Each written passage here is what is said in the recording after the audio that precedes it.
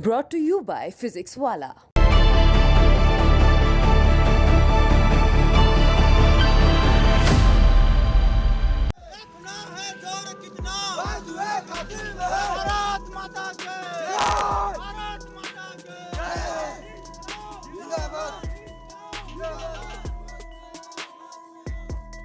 ये तस्वीरें इंडिया में बेरोजगारी की गाथा गा रही है। इस तस्वीर के पीछे की कहानी सुन आपको भी पता चल जाएगा कि परीक्षा में पास होने के बाद भी अभ्यर्थियों को नौकरी के लिए कितने पापड़ बेलने पड़ते हैं। नागपुर से चली युवाओं की ये टोली दिल्ली जा रही है। कड़ी धूप में तपती सड़क पर चलते इन युवाओं के पैरों में छाले पड़ गए हैं, लेकिन इनके हौसले कम नहीं हुए हैं।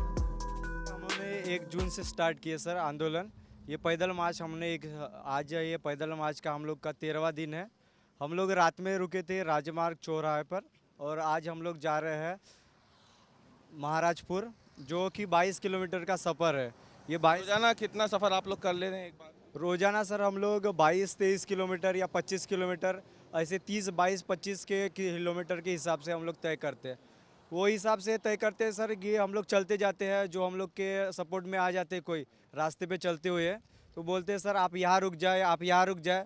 तो इस हिसाब से सर हम लोग अगले वाले स्टॉप पे रुक जाते हैं, क्योंकि हम लोग का रहने का ना खाने का अरेंजमेंट हम लोग के पास नहीं है।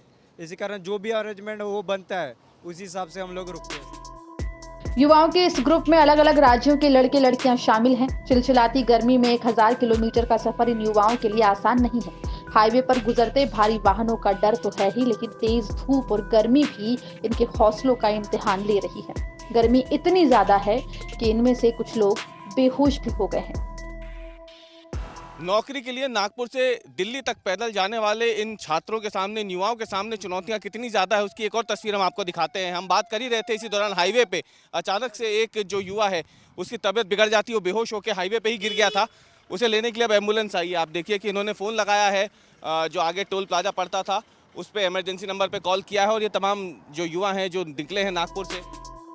युवाओं के इस समूह में कुछ लड़कियां भी हैं जिनके पैरों में चलते चलते सूजन आ गई है। छत्तीसगढ़ की रहने वाली अमिता बताती है कि उनके पिता किसान हैं, माँ गृहिणी है। सोचा था वर्दी पहन देश सेवा में जुट जाएगी, लेकिन फिलहाल तो अपने अधिकार के लिए तपती सड़क पर रोजाना 25 से 30 किलोमीटर तक पैदल चलना पड़ रहा है। अमिता कहती है कि सरकार को गरीब घर के युवाओं का दर्द नहीं दिखाई देता।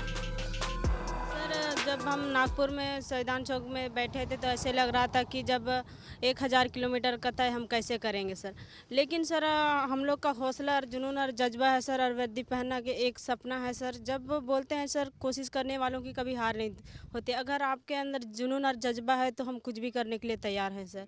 1000 के हम 2000 भी चलने के लिए तैयार हैं सर। जनवरी 2021 में परीक्षा का रिजल्ट आया। मेरिट के आधार पर 55,000 पद भरे गए, जबकि 5,000 पद खाली रहे। फरवरी 2021 से जनवरी 2022 तक जंतर मंतर पर प्रदर्शन किया। इसके बाद नागपुर में अनशन पर बैठे।